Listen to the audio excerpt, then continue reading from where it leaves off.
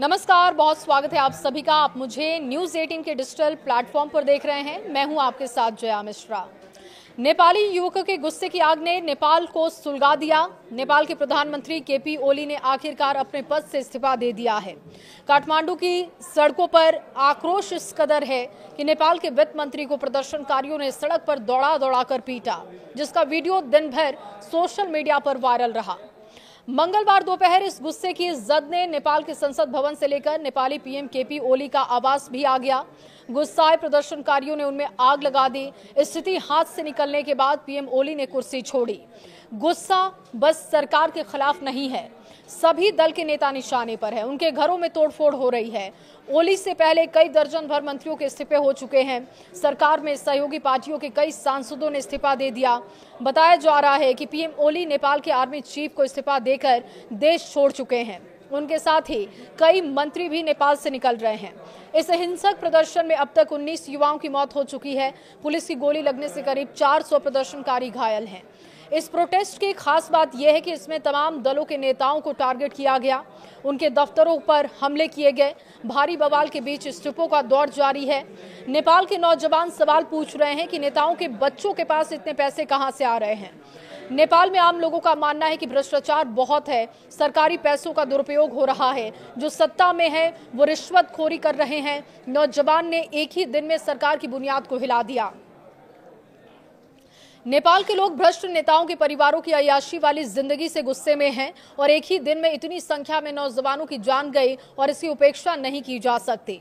भले ही गृह मंत्री ने इस्तीफा दे दिया हो, जांच कमेटी तैयार की गई, लेकिन इसकी जवाबदेही का अंत नहीं है। पीएम ओली की जिम्मेदारी है कि वो माफी भी मांगे, वो बताएं कि ये फैसला आखिर हुआ क्यों था।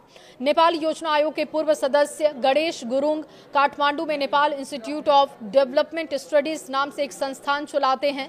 गुरुंग का कहना है कि नेपाल के नौजवान भयावह तरीके से बेरोजगारी की चपेट में हैं। हर दिन औसत 2200 लोग खाड़ी के देशों के अलावा मलेशिया और दक्षिण कोरिया जा रहे हैं। इससे मित्र देश भारत में जाने वाली संख्या शामिल नहीं है। इसमें अवैध रूप से विदेश जाने वाले लोग भी शामिल हैं। इससे आप समझ सकते हैं कि नेपाल के युवाओं में कितनी बेचैनी है। अब जब ओली का इस्तीफा हो चुका है तो काठमांडू के मेयर बालेन शाह से लोग सोशल मीडिया पर काफी प्रभावित हैं। वो उनसे अपील कर रहे हैं कि इस्तीफा देकर वो नेतृत्व करें। नेपाल में जब भी वैकल्पिक राजनीति की बात होती है तो बालेन शाह का नाम अक्सर आता है। आखिर बालेन शाह पर लोग इतना भरोसा क्यों करते हैं, ये भी समझ लीजिए। देखिए, बालेन शाह को लोग आकर्षक व्यक्तित्व के रूप में देखते हैं। वो गायक रहे हैं, काम में तो उनका कोई खास प्रभाव दिखता नहीं, लेकिन सिर्फ ये बात है कि वो सत्ता के खिलाफ बोलते रहते हैं। जैसे बालेन शाह ने कहा था कि सिंह दरबार में आग लगा देंगे। कोई जिम्मेदार नेता इस तरीके की बातें नहीं कर सकता, लेकिन उन्हें ऐसे बोलने में कोई दिक्कत नहीं होती। ऐसी भाषा और इस तरीके के व्यक्तित्व से परेशान भीड़ बहुत आकर्षित होती है और इसी वजह से लोग मांग कर रहे हैं कि शाह अब नेतृत्व करे। देखिए, कोई इनकी राजनीतिक पृष्ठभूमि नहीं रही है और ऐसे में नेपाल का नेतृत्व उनके लिए इतना आसान नहीं होगा। खैर, नेपाल की राजनीति में आर्मी का रोल भी बहुत बड़ा है।